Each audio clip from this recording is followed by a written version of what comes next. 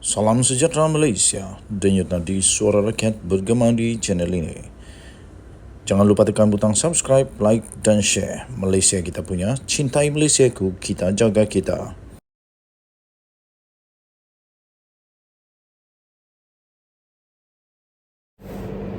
Salam sejahtera Malaysia, denyut nadi suara rakyat bergema di channel ini. Di Johor, cakap Sanusi tak akan laku. Ini dia berita sebenar yang diterbitkan di hmetro.com.my. Anda setuju tak? Di Johor memang cakap Sanusi tak akan laku. Itu kata pengakuan sendiri pada Nur Jazlan. Dakwaan kononnya gelombang Perikatan Nasional PN, gelombang hijau itu, bakal melanda negeri ini susulan daripada pilihan raya kecil PRK Parlimen Pulai dan Dewan Undangan Negeri simpang jeram bagai mimpi di siang hari. Ahli Majlis Kerja Tertinggi MKT UMNO iaitu Datuk Nur Jazlan Mohammed berkata, PN yang membabitkan Bersatu, PAS dan Gerakan tiada kekuatan di negeri ini. Katanya kekuatan PN di Johor hanya berkisar di bahagian utara, iaitu Pagoh. Tempat siapa Pagoh tu? Menerusi ahli parlimennya iaitu Tan Sri Mahyadin Mat Yassin dan Parlimen Mersing. Dua tu saja. Jadi katanya jangan keliru dengan pilihan raya negeri PRN 6 negeri, terutamanya di bahagian utara negara dengan kawasan selatan. Itu hanya dakwaan PN. Kononnya ada gelombang di Johor sokong mereka. Di Johor, cakap Sanusi, iaitu Menteri Besar Kedah sekarang ini, tak laku. Tak laku. Orang Johor ini sederhana dan tidak ekstrim dengan isu agama dan kaum yang dibawakan oleh Perikatan Nasional, katanya. Orang-orang Johor, apa pendapat anda? Adakah anda bersetuju dengan pendapat atau pandangan daripada Nur Jazlan ini? Beliau berkata demikian pada satu sidang media selepas majlis pengenalan calon PH bagi Parlimen Pulai dan DUN Simpang Jeram di sini pada hari ini. Hadir sama pada majlis itu adalah Presiden Amanah iaitu Datuk Seri Muhammad Sabu, 3 Presiden Amanah lagi yang lain, 3 Naib Presiden Amanah yang lain, maafkan saya, iaitu Adli Zahari juga ada, Datuk Mahfuz Omar turut hadir, dan Datuk Seri Mujahid Yusuf Rawak, serta pengerusi Amanah Johor iaitu Aminul Huda Hassan. Turut hadir pada majlis itu ialah Setiausaha DAP Johor Andrew Chen Kah Eng dan Timbalan Pengerusi PKR Jimmy Puah Wise. Pada Sabtu lalu, Naib Pengerusi Naib Pengerusi Amanah Johor Suhaizan Kalat telah diumumkan sebagai calon bagi Perikatan calon parti itu mewakili Pakatan Harapan, maafkan saya, bagi pilihan raya kecil Parlimen Pulai 9 September ini. Selain itu, Timbalan Ketua Amanah Kawasan Bakri juga iaitu Nazri Abdul Rahman juga diumumkan sebagai calon bagi kerusi Dewan Undangan Negeri DUN Simpang Jeram. Dalam pada itu, Nur Jazlan yang juga Timbalan Speaker, yang juga adalah Timbalan Speaker Dewan Negara turut yakin undi majoriti gabungan PHBN pada PRK Pulai dan Sudun Simpang Jeram ini bukan sahaja tak akan kalah tapi akan meningkat majoritinya. Beliau berkata pada PRU 15 November tahun lalu, saya dapat 31,726 undi, manakala Allahyarham Datuk Seri Salahuddin Ayub memperolehi 64,900 undi. Sementara calon PN pada ketika itu hanya mendapat 20,000 undi saja. Jadi katanya, jika undi saya dicampur dengan undi Salahuddin, maka jumlahnya lebih 96,000 undi. Saya yakin, katanya, undi kepada PHBN akan kekal. Oleh itu faktanya, di mana datangnya sokongan untuk PN yang mendakwa akan menang jika 90% pengundi Melayu keluar mengundi, katanya. Nur Jazlan juga, yang juga adalah Ketua UMNO bahagian Pulai, berkata, jentera UMNO akan digerakkan membantu kempen terutama di kawasan pengundi Melayu di Tampoi dan Kempas. UMNO bahagian Pulai mempunyai 18,000 ahli.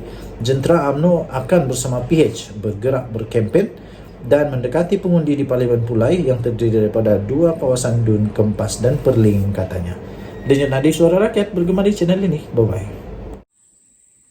Salam sejahtera Malaysia, denyut nadi suara rakyat bergema di channel ini. Ada satu surat yang tular yang saya ingin bacakan kepada anda semua yang telah pun diterbitkan di malaysiakini.com 21 Ogos 2023. Surat melampau dalam berpolitik. Demikian surat itu. Surat tindakan Menteri Besar Kelantan Nasruddin Daud menggelar 2 orang wakil rakyat dari PH dan BN di Kelantan sebagai penentang perjuangan Islam adalah salah satu sifat gulu, yaitu melampau. Ia mempunyai unsur ekstrim dalam beragama dan mendekati takfiri. Cukuplah pengajaran daripada pelbagai peristiwa gelap yang berlaku akibat amanat Banggol Peradong dijadikan pengajaran untuk menjadikan kita masyarakat yang lebih matang dalam menghadapi perbezaan. Berdasarkan statistik dalam PRU ke-15, daripada 15 juta pengundi berdaftar, lebih 10 juta mengundi untuk Gabungan Kerajaan Perpaduan melalui PHBN, Gabungan Parti Sarawak GPS dan Gabungan Rakyat Sabah GRS. Ia bersamaan kira-kira dengan 65.8% daripada keseluruhan jumlah rakyat Malaysia. Jika mengambil sikap seperti Menteri Besar Kelantan, adakah kita ingin menyatakan bahawa jutaan pengundi PHBN dulu juga adalah penentang perjuangan Islam? Ini soalan cukup besar. Di Kelantan sendiri terdapat lebih 250,000 pengundi memilih untuk calon gabungan PH dan BN. Justru, adakah suku juta rakyat Kelantan itu semuanya bencikan perjuangan Islam? Tokoh Pondok Kelantan, Baba Zul atau Ustaz Zulkarnain Harun yang juga bertanding sebagai calon bebas menentang calon PAS di kawasan Dewan Undangan Negeri Dun Jelawat.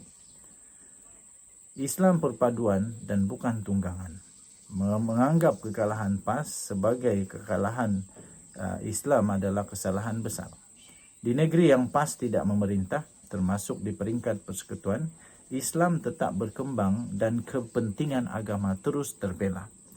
Fakta Jabatan Kemajuan Islam Malaysia atau JAKIM menunjukkan sekolah agama dan institusi tahfiz berdaftar jauh lebih banyak di Selangor berbanding di Kelantan. Sebagai anak Kelantan yang menetap di Selangor, saya boleh akui program agama di masjid dan ruangan umum juga lebih kerap diadakan di Selangor di sini dengan jumlah hadirin yang tidak kurang ramainya. Di negeri ini juga terdapat pelbagai NGO dan Persatuan Islam Bebas yang tidak bersama dengan PAS. Jasa mereka cukup besar termasuk dalam hal kebajikan, pembelaan ummah dalam negara dan antarabangsa, pendidikan serta pembangunan ekonomi. Adakah kita hendak labelkan semua mereka itu juga penentang Islam kerana tidak menyertai PAS? Jika kita membuka sedikit kepahaman Islam, melangkaui retorik dan melihat kepada maslahah kebaikan, maka maqasid syariah melalui daruriyah iaitu keperluan asas, hajiyah iaitu kelapangan dan tahsiniyah iaitu pembaikan, kesempurnaan. Bolehkah kita katakan negeri yang menolak PAS sebagai kerajaan yang mengabaikan ketiga-tiga masalah tersebut? Telitilah latar belakang adun Kota Lama, Dr. Hafizah Mustaqim, sebelum menghukum sama ada dia seorang penentang Islam, seperti di label Menteri Besar, atau kata-kata tersebut merupakan fitnah semata-mata. Akhir kalam, bersederhanalah dalam berpolitik. Islam mengajar setiap pendakwah sebenar agar bersabar mengajak manusia ke surga, bukannya menerakakan sesiapa saja yang tidak sealiran dengan kita. Raikanlah perbezaan pendapat atas dasar fastabikul khairat, yaitu berlumba-lumba membuat kebaikan, dan jadikanlah Islam sebagai panduan, bukannya bahan tunggangan untuk pangkat dan keuntungan dunia yang sementara. Ditulis oleh Muhammad Sazwan, ialah pengundi Dun Pancor dan pembaca Malaysia kini yang menetap di Selangor. Tulisan ini tidak semestinya mencerminkan pendirian rasmi daripada Malaysia kini. Tulisan ini juga, surat ini juga tidak mencerminkan pendirian dan pendapat daripada channel ini, The Twin TV. Jadi surat ini telah diterbitkan di malaysiakini.com dengan tajuk Surat Melampau dalam Berpolitik 21 Ogos 2023, ditulis oleh Muhammad Sazwan. Ditulis oleh Muhammad Sazwan, iaitu seorang pengundi Dun Pancur dan pembaca Malaysia kini yang menetap di Selangor. Sekali lagi, tulisan ini, surat ini tidak mencerminkan pendapat dan pendirian daripada channel ini, The Twin TV. Kita jumpa lagi. Bye-bye.